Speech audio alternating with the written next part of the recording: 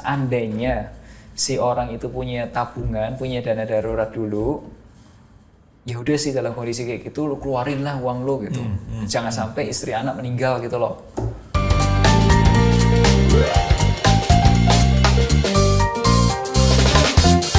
Halo Kredipal, salam kenal. Perkenalkan sama saya itu Bagus Aditya, adalah host hari ini. Kita ketemu lagi di acara Kredicast, Kredivo Podcast, yaitu adalah salah satu rangkaian acara atau rangkaian program dari Generasi Jempolan. Nah, kalau mau tahu Generasi Jempolan itu apa, jadi mungkin kalau misalnya udah lihat di YouTube-nya Kredivo dan segala macam, itu udah banyak juga Kredicast dan juga ada acara-acara Generasi Jempolan. Jadi Generasi Jempolan itu kita mau mengajak Kredipal atau para masyarakat itu nggak hanya untuk melek teknologi, tapi juga melek keuangan gitu. Nah, salah satunya hari ini kita mau ngobrol-ngobrol nih sama Certified Financial Planner dan juga CEO dari Finansialku, Mas Melvin Mumpuni. Baik. Terima kasih Thank you. sudah bergabung di Kredicast nih Mas. Yes. Gitu. Jadi memang ini udah berseri-seri dan juga mungkin sebelumnya nanti ada juga Mas Melvin juga sudah nongol juga sebelumnya. Jadi kita mau mengucapkan terima kasih banget. Sama-sama. Mau hadir dan memberikan penerangan nih kepada masyarakat dan juga pada Kredipal gitu Mas. Penerangan ya. Kayak Menteri zaman dulu. Menteri zaman dulu penerangan ya, Menteri Penerangan. Tapi yang saat ini juga kita akan bicarakan itu pasti ramai banget nih Mas. Jadi saya contek dulu sebentar ya. Oke. Jadi panjang banget soalnya judulnya. Judulnya itu adalah ajaran dari sekolah dasar ini bisa buat kamu merdeka finansial loh. Gitu. Ada lohnya di belakang. Jadi ini penting banget. Oke. Ajaran dari sekolah dasar. Ajaran apa sih? Gitu. Nah, kalau misalnya kita tahu di sekolah dasar, pasti teman-teman tahu ada nyanyiannya juga tuh. Bang Bing Bung Yo, kita nabung. Nah, itu selalu kita kasih tahu kan dari kecil gitu. Apalagi saya Mas, mungkin nggak tahu tua banget sih, cuma Enggak sih, itu ketahuan sih itu. itu ketahuan sih ya Mas ya. Nyanyinya aja udah tua gitu katanya, udah gede. Udah ketahuan jadi saya juga agak tua. Tapi ini maksudnya pasti berlaku sampai sekarang dan juga mungkin sampai anak-anak sekarangnya itu adalah ayo menabung gitu. Jadi kalau di judulnya tadi menabung artinya bisa sampai ke merdeka finansial. Kita akan ngebahas itu. Tapi pertanyaan yang pertama adalah Mas Melvin, kenapa sih kita perlu nabung sejak dini? Terus apakah memang ada manfaatnya menabung dan apakah masih relevan nih sama anak-anak zaman sekarang dan kita gitu? Jadi kalau nabung sejak dini, menurutku itu tuh membentuk habit nggak sih? Jadi kita kan lebih ada habitnya gitu, kebiasaan dari kecilnya tuh, ya kalau punya uang 100-nya tuh jangan dibelanjain semua gitu. Sebagian kita pakai buat, ya nanti kalau ada kebutuhan yang akan datang, kalau cuma dulu ya, belinya pasti komik. Zaman kita kan belum ada gadget tuh waktu kita SD. Jadi belinya komik, kalau ada belinya mainan, atau mungkin apalah gitu ya. Barang-barang yang kita mau aja gitu kan cuma dulu, atau mungkin juga beli jajanan yang lebih mahal gitu kan. Jadi tabung dulu uangnya ya, itu kan jadi habit sekarang.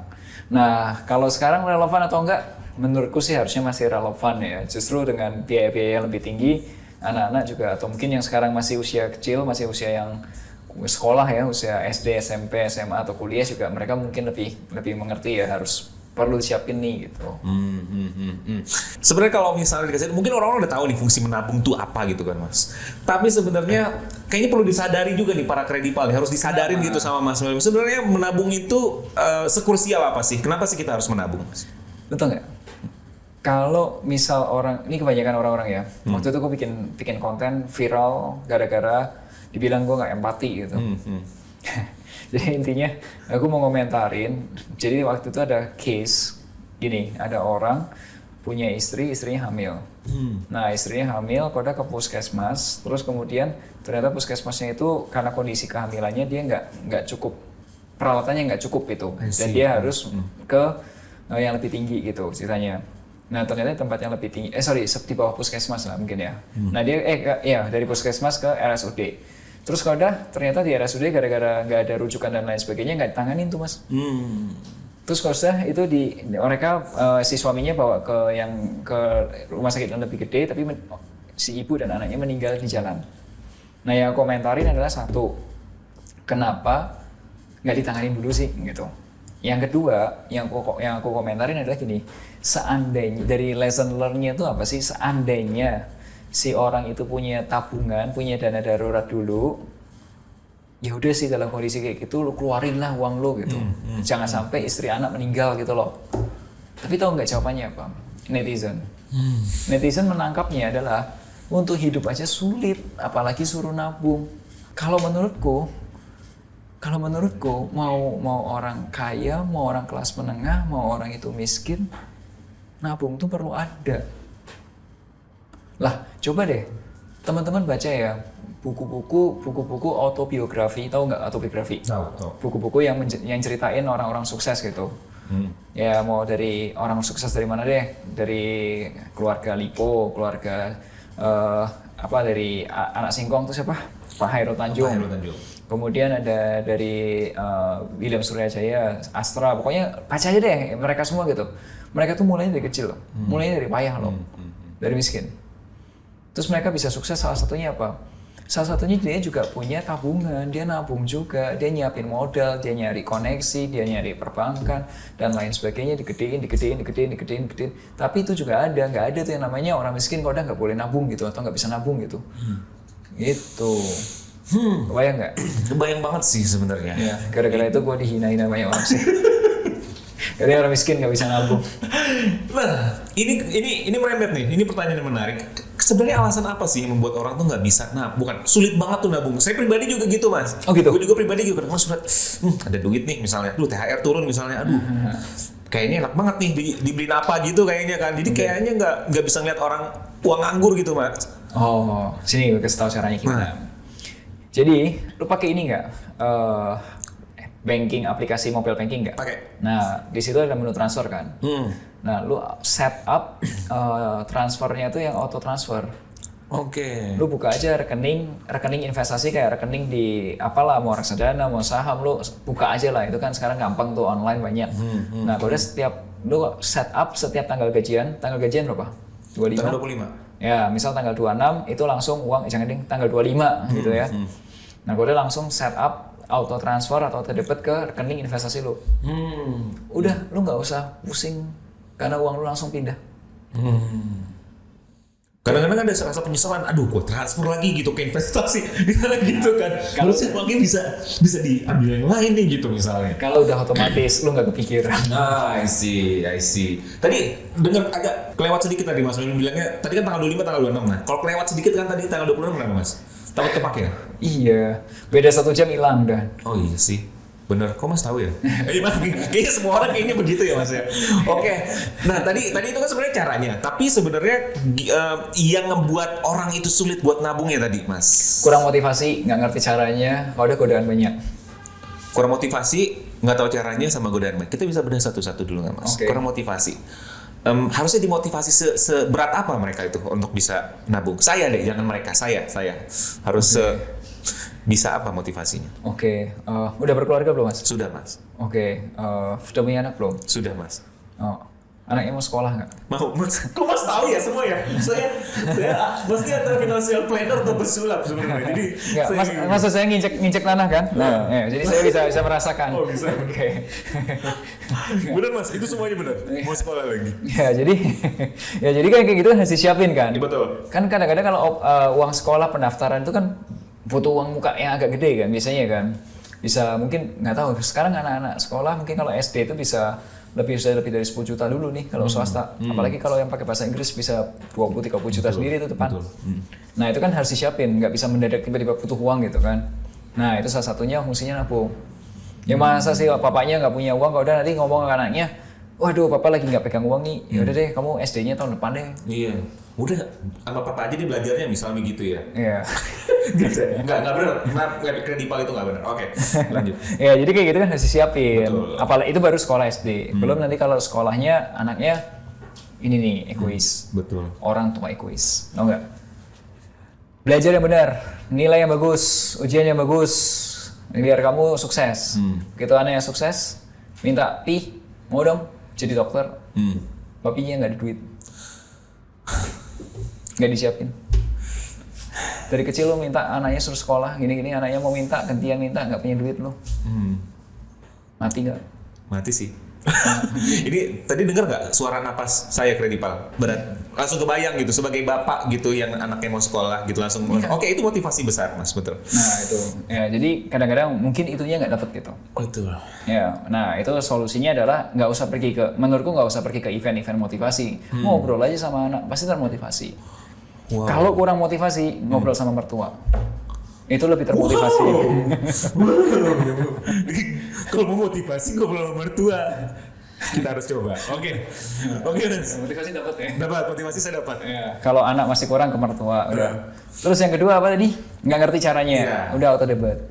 Oke, tadi udah dikasih tahu ya. Tadi udah dikasih tahu sama Mas Melvin. Ya, pakai semua bank, setauku semua bank sekarang bisa deh auto debit. Siap. Ya, kalau sampai nggak ngerti udah tanya sama sini, kontak aja langsung. Mantap. Oke. Siap, Yang Mas. ketiga, tadi apa? Banyak godaan. Banyak godaan. Ya, kadang-kadang banyak godaan itu gara-gara, ya emang godaan akan ada ya. Tiba-tiba tenang-tenang aja, bam, artis A konser. Ya kan, kode war dalam 1 menit, jadi kemarin berapa, katakanlah nggak usah tiket itu harga berapa ya kemarin ya? Tiket 1 jutaan gitu ya. Habis dalam waktu 5 jam dong. Betul. Terus nontonnya di ujung banget lagi Mas. Nggak kelihatan kan. Hujan-hujanan lagi. Harus pakai teropong lagi dia. Nah tiba-tiba ada kayak gituan, atau mungkin tiba-tiba ada apalagi, tiba-tiba ada kebutuhan mendadak, tiba-tiba ada tahu bulan ini ternyata banyak yang menikah gitu kan. Atau kalau punya anak, tiba-tiba banyak yang ulang tahun, ya kan? Iya berasa banget sih, benar Mas. Ada ya, udah ulang tahun ya. Udah sering-sering ngerasain itu. Jadi tapi intinya 3 itu tadi ya, motivasi. Yang kedua adalah apa tadi Mas? Nggak ngerti caranya. Nggak ngerti caranya. Dan yang ketiga adalah Banyak banyak godaan. godaan. Ya.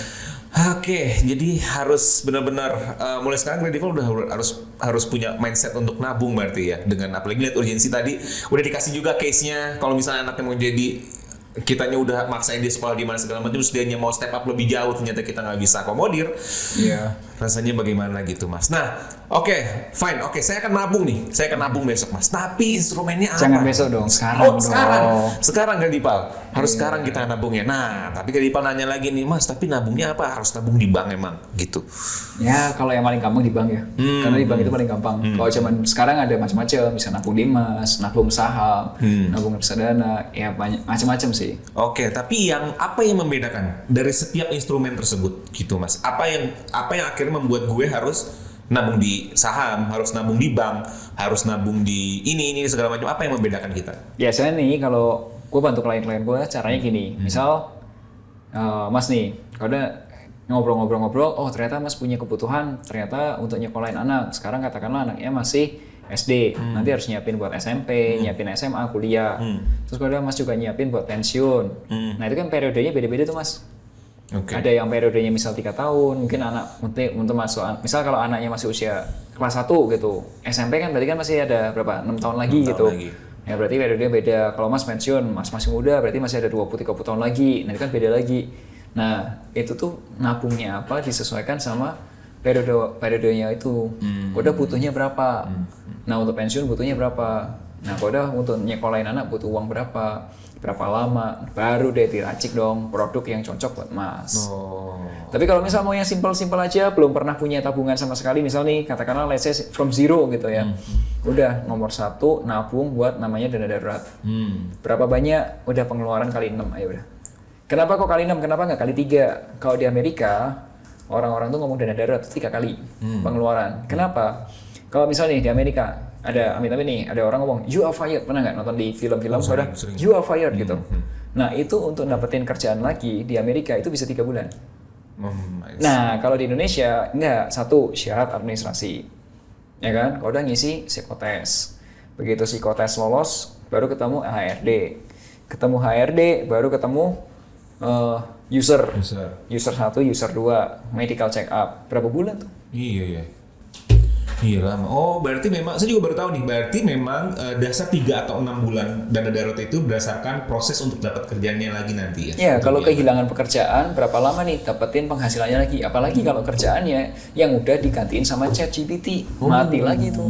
Iya benar ya. Oke, nah mungkin agak loncat nih, tapi ini juga menarik dan banyak pertanyaan-pertanyaan mungkin dari Kredipal bahwa kalau misalnya kita menabung itu identik sama merdeka finansial Mas. Oh oke. Itu, gue keluarin nabung banyak nih, Financial freedom ya? banyak. Iya, financial freedom. Nah, itu Emang begitukah Mas? Gitu. Nah, apakah merdeka finansial itu apa sih namanya bisa tercapai dengan menabung?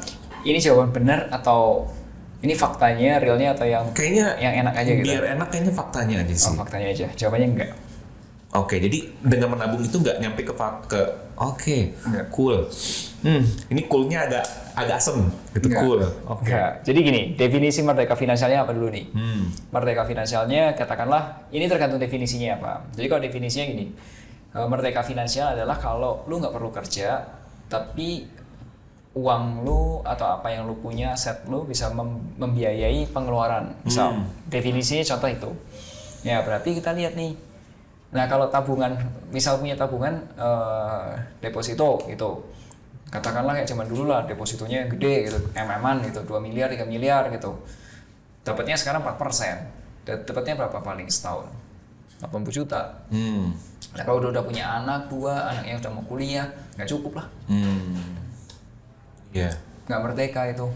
Oh, nggak merdeka juga ya, masih deg-degan ya Mas? Belum. Tapi kalau lu punya rumah kos, kalau ada rumah kosnya itu katakanlah 20 kamar atau 30 kamar, kalau ada di Jakarta tuh ngekos berapa sih?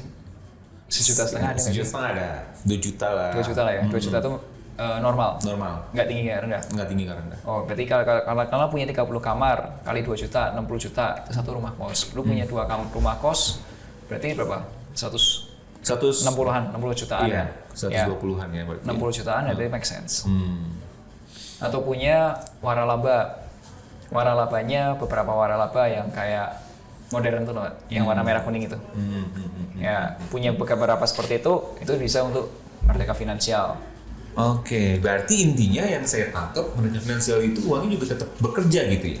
Ya, kalau nggak uangnya yang kerja, asetnya yang kerja. Tapi bukan kitanya. Tapi kalau uang cuma di tabungan doang, di rekening doang, ya belum merdeka. Makanya itu yang dimarahin sama Ibu Sri Mulyani. Ibu Sri Mulyani bilang, orang Indonesia tuh orangnya itu pekerja keras, tapi duitnya diem. Jangan heran, uang di Indonesia di tabungan deposito itu 8.000-an triliun. Wow. Segitu kaya orang Indonesia, uangnya mati 8.000 triliun. Oh, oke.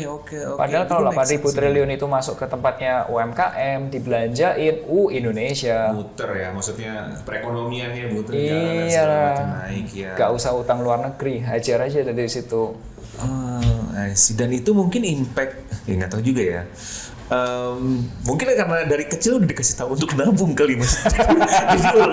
Disuruh nabung gitu kan. Ekstrim ya. Ekstrim ya. Mungkin ya, tapi padahal sebenarnya mungkin yang bisa lebih tepat adalah mengarahkan itu mungkin selain nabung mungkin itu adalah cara yang baik gitu ya untuk bisa save money, tapi mungkin lebih yang cara yang lebih baik lagi untuk kita bisa menjadi merdeka finansial tadi atau seperti itu adalah even ini uang tuh harus kerja. Jadi kerjanya dengan cara apa? Even kalau misalnya nanti mungkin bisa cariin berita ya, itu Bapak Presiden, Bapak Jokowi itu pernah apa ya negur lah ya pejabat daerah yang uangnya di deposito doang. Disuruh apa? Bangun infrastruktur di desanya, biar desanya jalan, biar kotanya jalan, pasar-pasar yang pasar-pasar yang mungkin lagi pasar tradisional yang nggak bagus diperbaikin, jadi ekonomi jalan. Nah itu salah satu gitu. Oke, terakhir Mas, tipsnya Mas, tips kiat-kiat biar kita semakin tadi kan udah aman, kalau misalnya aman tadi udah nyari jalan sendiri, nah ini sekarang merdeka finansial Mas. Ini kayaknya sebenarnya klise sih. Maksudnya banyak orang ngasih tahu gue mau merdeka finansial waktu masih muda dan segala macam. Tapi karena Mas suka memberikan realita yang ada Mas. Suka memberikan realita. Sebenarnya gimana caranya nih biar kita tuh benar-benar bisa merdeka finansial gitu. Dalam waktu sedekat-dekatnya dengan tempo sesingkat-singkatnya. Silakan. Yang ada pengeluarannya begitu gajian langsung habis dalam tempo sesingkat-singkatnya. Oh iya, ada itu. Itu saya sekarang Mas. Jadi butuh petunjuknya ini. Oke. Ini kita ceritain aja. Salah satu ceritaan. Ini sebagai penutup kita ceritain seorang sandwich generation yang bisa merdeka dari sandwich generation-nya. Dan cara ini bisa di copy paste buat orang-orang lain. Jadi gini. Ini real case. Ini nggak gampang perjuangan. Ini kelihatan ceritanya gampang, tapi nggak gampang jalaninya. Dan ini aku tahu ceritanya karena aku mendampingi prosesnya. Jadi aku sebagai financial planner-nya si sandwich generation ini. Jadi si sandwich generation-nya ini waktu itu kontak kita di Finansialku, ini awal-awal klien kita. Jadi waktu itu kita punya aplikasi pertama launching, ada menu chat, dia ngobrol di situ. Jadi intinya dia anak aku lupa anak pertama atau kedua ya. Pokoknya anak pertama atau kedua dia masih punya adik. Anak pertama nggak usah. Punya adik. Kalau dia harus biayain adiknya kuliah, harus biayain orang tuanya karena orang tuanya pensiun dan maminya dulunya adalah seorang ibu rumah tangga. Itu karena anak pertama. Dia mungkin anak pertama ya. Anak pertama karena sudah beres. Kalau dianggapnya dia jadi yang tulang punggung keluarga sekarang. Yang pertama harus dilakukan adalah itu ngobrol. Langkah satu tuh ngobrol sama semua anggota keluarga. Ngobrolnya apa? Ini paling susah. Ngobrolnya apa? Kasih tahu yang sekarang ini kondisi keuangannya si orang ini tuh kayak apa, si anak ini tuh apa. Kita sebutnya kondisi namanya financial check up. Kondisi keuangan lu tuh pemasukan berapa, pengeluaran berapa, lu udah kerja berapa lama, punya berapa uangnya, punya utang apa. Terus kalau kamu pengen punya mimpi apa, pengen nikah butuh duit, pengen beli rumah buat keluargamu nanti butuh duit, mau pensiun butuh duit, lu ceritain. Supaya apa? Supaya sekeluarga besar itu, papi, mami kamu dan ini tuh ngerti kondisinya itu apa yang kamu pengen tuh ekspektasinya masuk. Terus yang kedua, sadarin dulu masalahnya itu apa. Yang kedua tuh gini, masalah seorang sandwich generation itu tuh ibarat kayak lu pergi ke mall, ke cafe. Nah di cafe itu ada meja kopi bulat, kakinya satu di tengah. Lu pernah lihat gak meja kopi itu? Nah meja dengan satu kaki itu adalah seorang sandwich generation. Mejanya itu, di atasnya itu nampung beban. Nah bebannya itu pengeluaran keluarga, pengeluaran adik, pengeluaran lu sendiri. Kaki satunya itu gaji. Ya bisa sih, nahan beban sih bisa sih. Tapi kan sekuat apa gitu. Betul. Lebih kuat yang kakinya 4 mejanya. Betul. Nah berarti langkah kedua setelah komunikasi, yang kedua adalah, yang pertama komunikasi dilanjutin gini. Tanya ke papi mami atau ke adik, ada nggak sih cara untuk nambah penghasilan atau mengurangi pengeluaran? Akhir dari ngobrol itu adalah itu. Ada nggak sih cara untuk mengurangi pengeluaran lagi atau nambah penghasilan? Nah, yang kedua baru kitanya sendiri mulai kerja nambah penghasilan, khususnya penghasilan aktif. Mau kerja sampingan kek atau mau ngejar, misal di kantor kerjanya sales, kejar penjualan lagi kek, atau ngejar komisi kek, atau ngejar apa kek, karir atau apa, pokoknya kerjaan tuh dinaikin. Nah, terus yang ketiga, langsung amanin keuangan keluarga. Dari penghasilan tambahan itu langsung dipakai buat punya tabungan dana darurat. Karena kalau sudah kondisi sandwich generation, kalau bisa jangan sampai utang-utang lagi. Nggak beres-beres nanti. Itu punya dana darurat, punya asuransi, paling minim BPJS Kesehatan. Paling minim punya itu. Kalau bisa lebih bagus. Tapi minim harus ada. Nah, setelah 3 ini beres, yang dilakukan sama waktu itu my client BPJS Kesehatan, and I'm so thank you dengan ada BPJS Kesehatan. Terus yang keempat, nah mulai dia invest cari yang kayak model saham gitu, yang pertumbuhan gitu. Ya kekumpul lah 10, 20 juta, 30 juta kerja kekumpul, setahun lebih itu kekumpul kurang lebih 50-60 juta. Dari hasil tambahan income itu dikumpulin. Terus kalau ada tahun berikutnya baru dibeliin waralaba, tapi waralabanya itu yang murah. Lu tau nggak ya kalau di depan Indomaret atau Alfamart di parkiran, yes. itu ada yang tempe goreng, kebab, lu tau kan yang gitu-gitu kan. Itu tuh bisa menghasilkan 2,5 sampai 3 juta cash out. Jadi satu kebab atau satu ayam goreng gitu, fried chicken atau itu tuh bisa punya penghasilan mungkin sekitar 6 jutaan. Nah, kalau ada 2 juta tuh 2 sampai 3 juta bisa lu ambil, 2-3 jutanya lagi muter. Buat gaji-gaji, buat macam-macam tuh muter gitu. Nah, 2-3 juta tuh lu ambil. Nah, dari satu waralaba kembangin ke waralaba 2 sama dia. 2 waralaba jadi 3 waralaba jadi 4 waralaba. Kalau 2,5 juta kali 4 waralaba 10 juta. Itu kasihin orang tua, gaji lu buat lu sendiri. Lu merdeka nggak? Lu merdeka nggak? Lu tetap berbakti, lu merdeka. Nah waktu itu habis itu dia udah bilang thank you mas, keluar dari benang ruwetnya udah terurai. Nah sekarang dia jadi klien gue untuk ngeberesin dianya sendiri untuk next levelnya. Nah itu. kayak habis nonton seri drama gitu ya, kayak ada hasil akhirnya gitu terus lega gitu loh. Oke, ini mahal banget loh Kak Dipal, bener loh.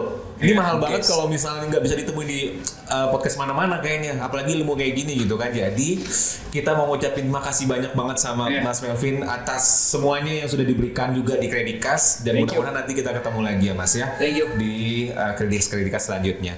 Oke, terima kasih Mas Melvin, terima kasih Kak Dipal sudah nonton. Bye.